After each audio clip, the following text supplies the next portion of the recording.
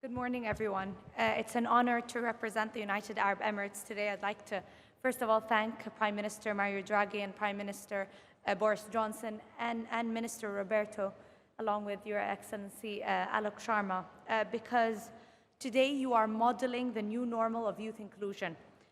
Today's youth outcomes made me wonder what is our new baseline on the war on climate change. And it is every table, every level, including youth, is the new normal. Today's conference and the pre-COP26 has a component that's a trend worth trumpeting. Italy and the UK is setting the tone for an even greater COP26 along with the UN. It's a new normal worth nurturing. A few years back in 2019, Abu Dhabi climate meetings happened, and we were discussing with the United Nations Secretary General and the Secretary General Envoy on youth about the importance of youth on decision-making tables. And today, we see this as a reality. We see hope in action, and this is a cause for optimism. Thank you for going beyond rhetoric and focusing on the inclusion and youth action. They've been engaged in the Youth Live series for the Zero Drafts, and today in the past 3 days. And now, just like my fellow young friend here said, they need to be included in implementation as well.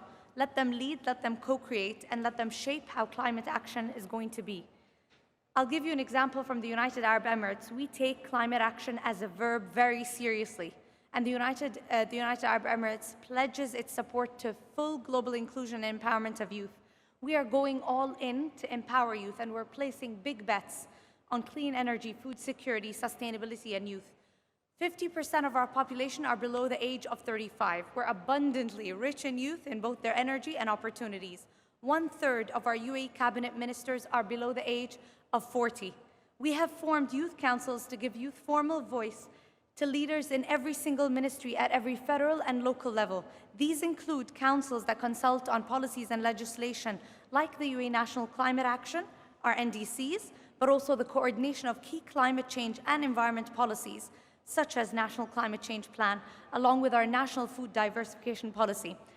You might say, today you're here and I have a different mandate compared to my fellow ministers of energy of environment and climate change. But the UAE believes that it created this whole Ministry of Youth as a startup to ensure that youth are integrated in every important sector that affects their lives, and ensuring that they can author a positive book on climate change, because currently we all know we've authored a negative book on climate change, and the only group that could inject a vaccination of hope and author a world-selling best sequel on climate change, I believe, is youth. In the UAE, we have several policies that empower youth, one of which is every federal board of directors of every federal organization must have a young person.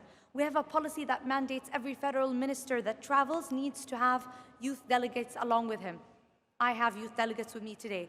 Our Minister of Food Security, it's very interesting because one of the outcomes on the climate conscious society, we're already implementing it. She is leading on engaging and educating youth on the importance of food and water security, including having youth agriculture entrepreneurship forums and global food tech challenges, and awareness on the value of food and where it comes from, and promoting careers for food science and agri-technology and food entrepreneurship.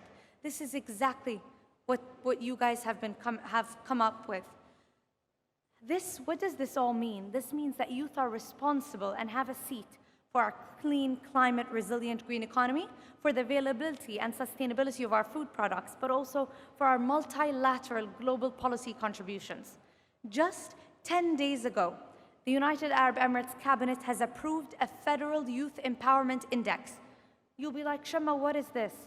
Well, our leadership believe that if we truly want empowered youth, we need to arm our federal entities with the ability to define, to measure, and intelligently act on the most relevant, effective tools to empower youth.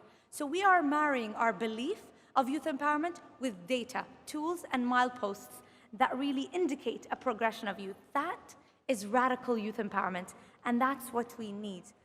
Because climate change does not need the business as usual.